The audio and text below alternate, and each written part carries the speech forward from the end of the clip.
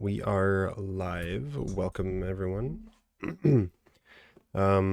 So this is going to be an analysis of the N4 national game that I just played today. This was the second round of N4 division, which I don't even know what the equivalent is in English, but it's basically the national division here in France.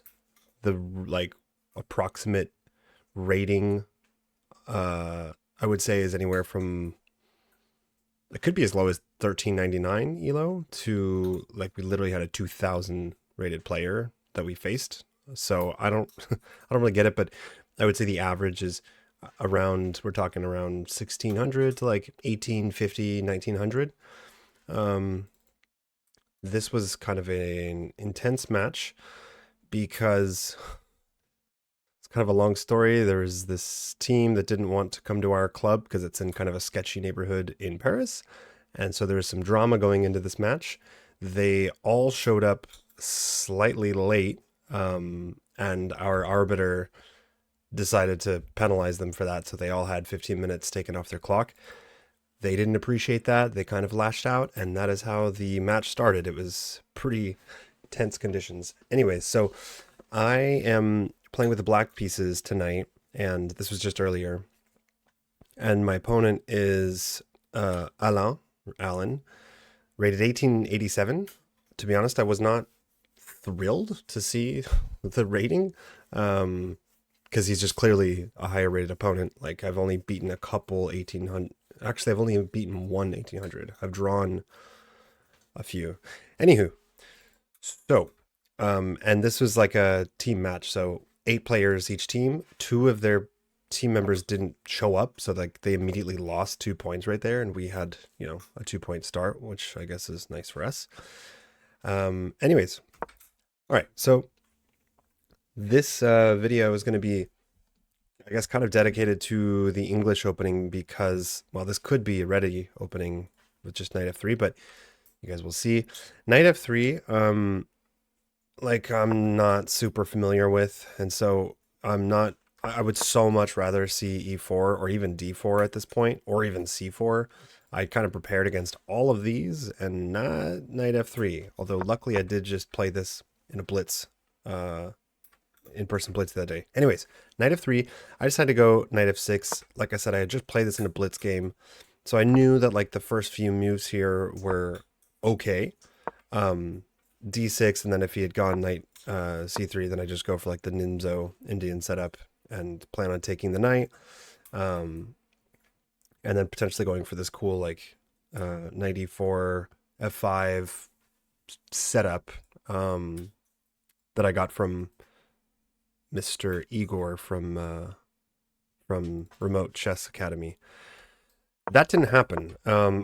So knight f6, c4, e6, and what I didn't realize is like this is basically an English. This is basically in English. So like I already am going into this game kind of just thinking, I don't know what the hell this is exactly. Just so you guys are aware, if you guys are curious, this is the English opening, the Anglo-Indian King's Knight variation, I guess. So this is that particular variation. I went for b6. And so far, like, everything's fine. I'm in theory still b6, and then maybe bishop b7 was better here, or d5. But I went for bishop b4 because that's like kind of all I know how to do with the setup. My opponent was playing really fast, so pretty quickly I was down on time. Bishop b4 and then queen c2, mostly because if takes, he can take back with a queen and not, avoid ruining the pawn structure.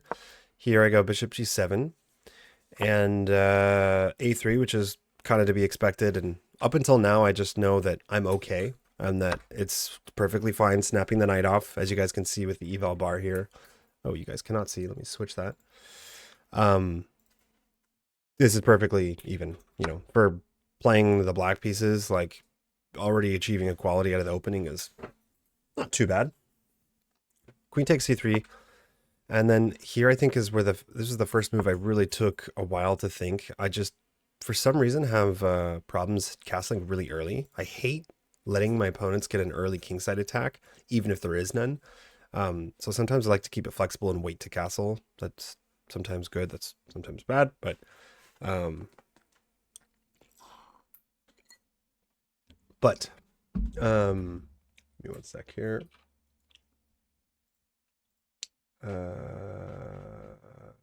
Okay.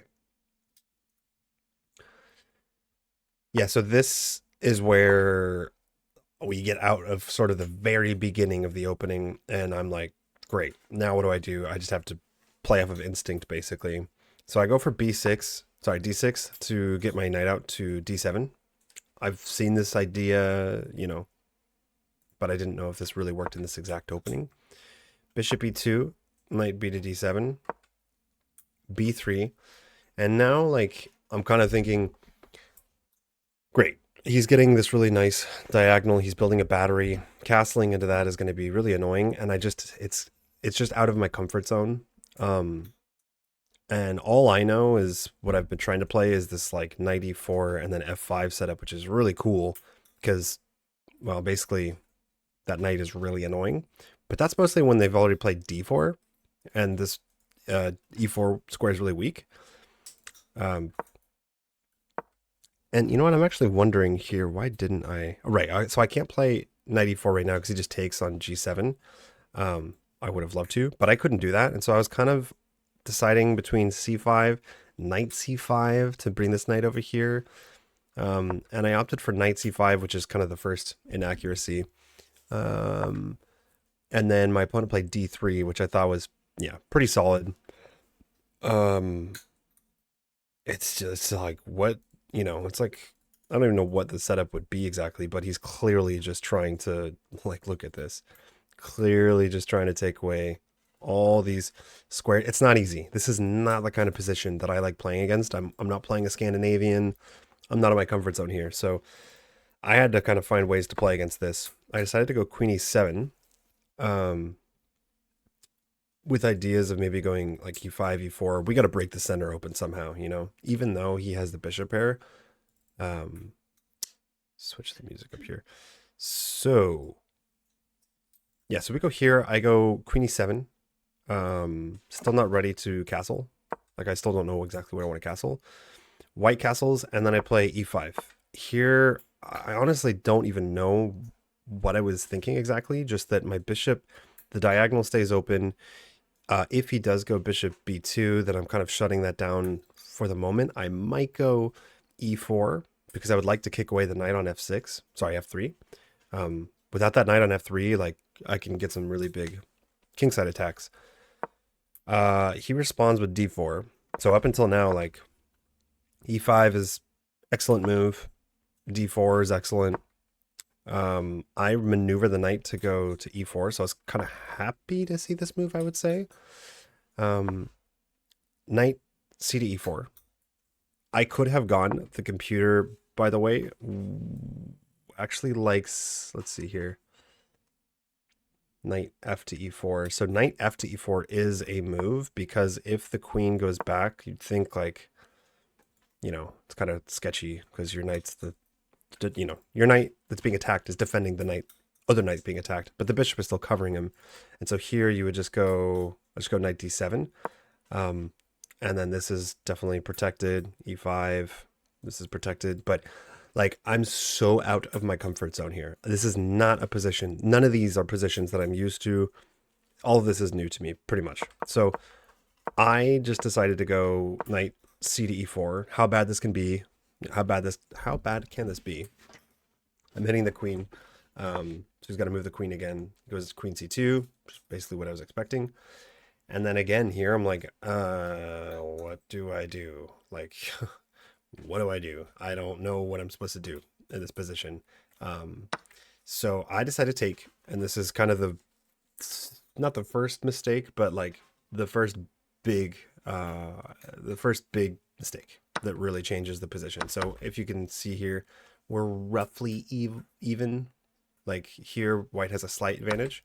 After taking, I'm opening up the position, so that's probably just not good for the playing against the bishop pair. That's just probably not good, period. I don't need to take, so I don't know what I was thinking. Maybe I was afraid of, yeah, maybe I think I was afraid of like d5, closing my bishop out.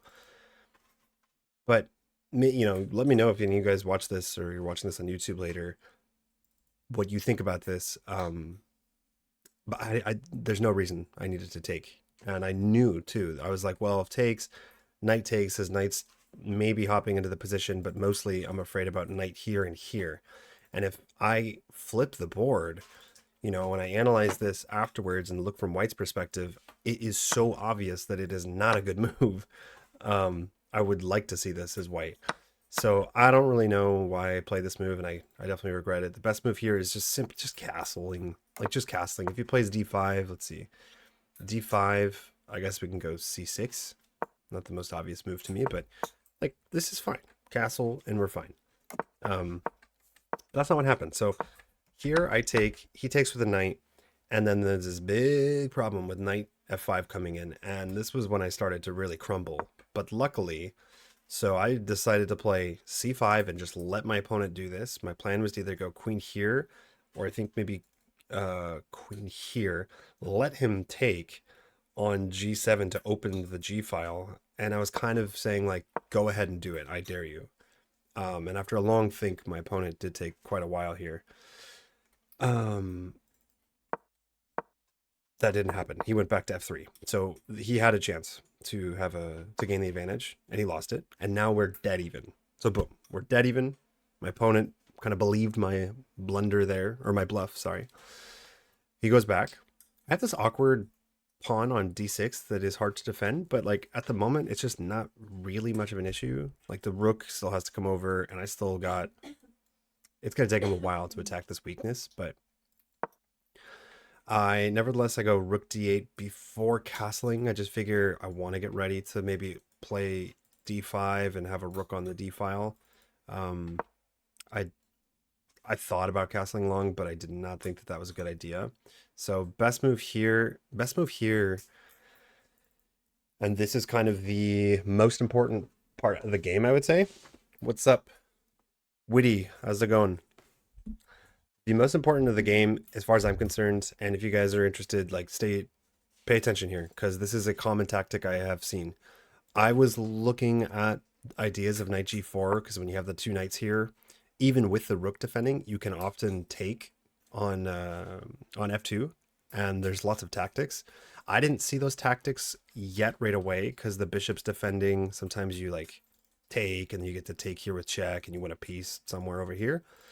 But this is actually a good move and really tricky. Let's just say, for example, he goes h3. I had looked at this in the analysis. You can play h5. Okay, so this specific line, h5, let's just say takes.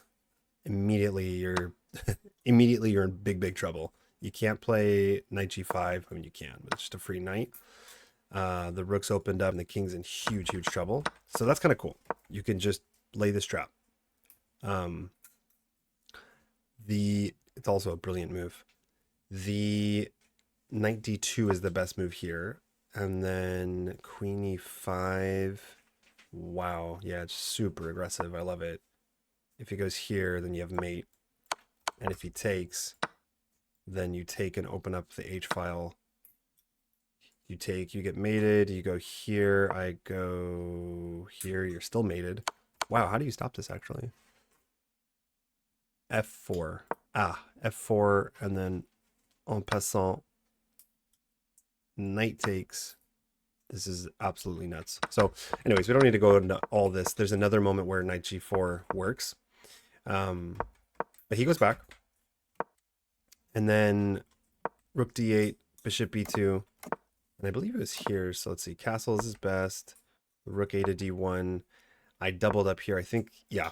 Again, knight g4. Here's the best move. So yeah, like my plan was just to simply double up in the d file, but knight g4 here once again, and if h3, somewhere here there was knight takes. Let's just do it. It's like the fourth move down. Somewhere I was analyzing this, and knight takes g2. There were tactics, and it was winning. So this is not yet the case. Let's see here. Knight h6. Ugh. Computer likes this. Knight g4 is best. h3 is best. Okay. Not easy stuff. Knight h6. Knight e1. f5. Yeah, like I looked at playing f5 as well, but it just seems kind of weird without the e pawn there. Okay, well, anyways, I think that the idea was that after sacking here, there's tactics. With the two knights, there's a lot of tactics you can learn, which I have, many of which I have yet to learn, as you can tell, but also just doesn't work here. So rook over, I go rook d2, knight d2. Maybe it's here. Is it here? Damn it, it's not here. Rook f to d8, knight takes d2. Yeah, no, okay, so knight goes back. I thought that this was kind of like, at this point, I was kind of happy because he's basically pulling back and trying to trade off, saying, I don't like your knight. I'm trying to get rid of it. And of course, it removes the defender of the h2 square. So I was kind of happy to see this move, if for no other reason than I can take. And no matter what he does, take it, I go knight e4. And I get a little tempo on the queen or the rook. So I hit the rook. I had calculated this, that if rook goes down to d3 probably because he wants to double up. Oh god, what are we listening to here? Just sorry guys. And then here, I saw this move because, just so you guys are aware, there's some really cool checkmate threats where you can sometimes sack the queen. You know, let's say like the queen is, let's say they play like g3, right? And let's see. And the knight is here, and I don't know, like the queen is here. Let's say you like played the queen here and they take, and you give this check. Well, that's actually checkmate. The knight, this bishop that's cutting off the diagonal, and the knight delivering the check there is actually checkmate. So I was kind of like thinking about that checkmate pattern that I had looked at some videos. And I thought about this move g5. I just didn't really know what the follow-up was. So the computer's saying knight g5, but then f3. Can't take here, here's the rook. f5. Yeah, this is pretty wonky. Like, I honestly can't be super upset at myself for not knowing what the hell. Like, this is so unusual to me. But anyways, yeah, knight g5 was an idea. And let's just say, like, knight g5. If I were white, let's say you played, like, something, I don't know. What's a tempting move? Bishop. Let's just say, like, what happens if they play h4? This would be more of like a blitz move, but yeah, okay, you can immediately threaten mate and they can't take. Anyways, so we get here, rook d3. I'm literally down to like 10 minutes or less on my clock. I was super terrible at managing my time, and my opponent was playing super quickly too. I've got to get better at this. I think this is like the last classic game that I play this slow. I kind of like being prepared with my openings and being able to play them, you know, play the first move, play the first 10 moves of theory, sorry, quickly. Here I go, queen h4. I figure there's kingside is somewhat weak, and if I can get some kind of attack, unfortunately I can't really get a rook lift easily. Even if I were to play like f5, I can't really rook lift, but I didn't really know exactly what my plan was here. But we get f3, which is the best move. Knight g5. White is slightly better now, but I'm playing pretty good moves here still. Knight g5, e4, just taking away like all these squares for my knight. And then here I decided to go, I double up the rooks first. So rook f to d8, rook f to d1, and then now I go knight e6. I'm kind of eyeing this fork. Not really entirely sure how good it is, but keep in mind too, like if, I don't know, let's just say it makes a random move. If I go here and he were to play this, it doesn't really, it's not a threat because I can take with check. But so knight e6, g3. Here I figured, well, queen h3 just looks bad because bishop f1. So that, yeah, that doesn't look good. I decided to just go back to e7. Queen g5, it looks like, is the best move. Yeah, okay, this is stupid. Well, queen g5, though, I thought bishop c1, queen g6. Okay, it really wants the queen lined up with the king, which makes some sense. This wouldn't be possible. This is just a free, yeah, that's a fork, and he can't take with a pawn. I didn't do that. I kind of played a passive move, went back to e7 here, and now, like, you can really see with the eval bar, white is just kind of slightly better. Like, I don't have any real, yeah, my bishop is blunted, the material's even, but so anyways, rook d1, rook d2, sorry. Now I go knight g5. I had ideas, I had dreams, I had ideas, tactics here. I'm just trying to be tricky too.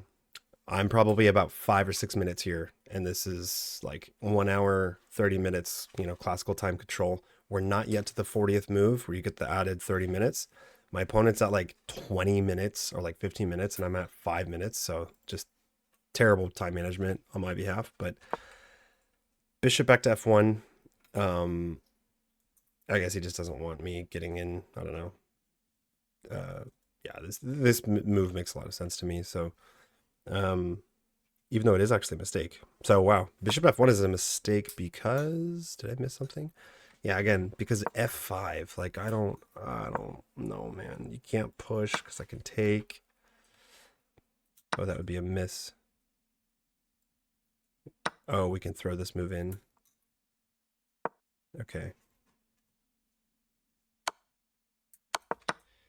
I just I don't know. I don't know why I like felt so weird about playing f5. I just kind of figured like it's got this battery and it's not an easy move, I'm going to be honest, but if I think about trying to break open these pawns in front of the king, it does make sense, and just simply trying to break open, like open up my bishop, right?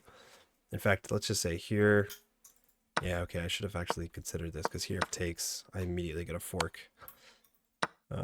That's just straight up winning. Why didn't I, like, okay, f5, bishop g2. Okay, f takes e4. F takes e4. Whoa. Queen f7. Okay, wow. I regret not playing f5. So I will say like the knight g4 idea and definitely f5 were some key moves here that I needed to find. Because instead, I'll show you guys what happened. I'm like super low on time, and I kind of budge and play h5 to just create some loop for my king, and with ideas of just trying to break open the king side and playing h4. He goes h4, and then here's where it goes downhill. Because if I go like knight e6, he might be able to pin me here. I'm not really sure like what the continuation would have been. Yeah, like the computer's wanting b5. I don't know what's going on here. But anyways, h5, my opponent plays h4, and I was eyeing these tactics earlier. Like, for example, this, but the problem is he can always just like slide over and pin me. This would be a mistake though, because like takes, and then takes, and I'm just fine, I believe. I'm not fine actually. But there was that tactic, or there's also just like bishop takes. But same issues. The rooks can slide over, and you can tell by the eval bar it clearly doesn't work. I was trying to be tricky, and I just figured, you know what? At this point, if I go like knight e5, he's gonna it's just like slowly crippling my position, and I should have, because knight e6 here, I'm losing. Like I'm definitely worse, but it's not completely lost. But yeah, as you guys can see, like I had a chance. I had a few chances to equalize, but I played too slow here. And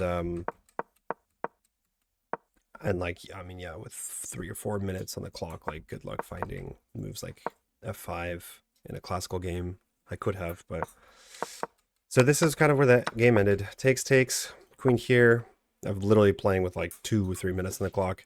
Queen e6, sorry, queen e5. Shouldn't be trading because I'm down material, but like I don't really have much of an option that I can tell. And here he's forcing more trades. So, yep. And then I saw this move. It's pretty much over. It's completely over. There's no way for me to keep defending the bishop. And I still have to defend against like mate on g7. Trying to think here. Yeah, there's no good way. So, anyways, that was another round. This has kind of motivated me to like start studying, and I actually did just create an entire study. Um, oh my god, I created an entire study for the English. I've switched to Lichess. I don't know about y'all, but Lichess I think is just straight up better with their analysis and their studies and stuff. And so actually I can show you guys here. Let's see. If I switch it, you should be able to see this.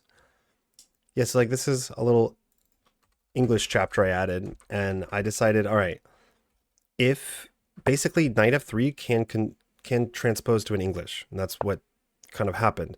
So I decided against knight f3 now, against knight f3, I'm going to play d6, because if they go with an English setup, then I can transpose to a Grand Prix attack, which I love to play. I love this setup. Like, I absolutely love it. I'm kind of new to it, but I love it. I think it's challenging for white to play against, and it's aggressive as black. I like aggressive openings. The problem is if they play d4 right away, then you have to like transpose to probably some sort of King's Indian setup here. I'm still learning this.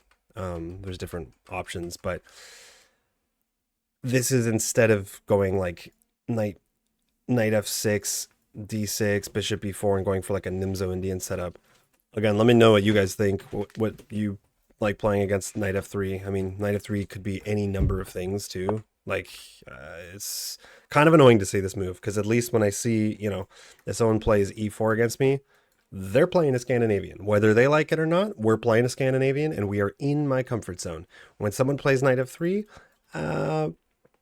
we're probably in their comfort zone, as you guys could tell there. So I'm, yeah, trying to work a lot on the English, playing against English, and d4. Those are kind of my weaknesses. It's definitely the English, d4, this kind of crap. So that's all I have for you tonight. Have a good night, everyone. I'll see you guys soon.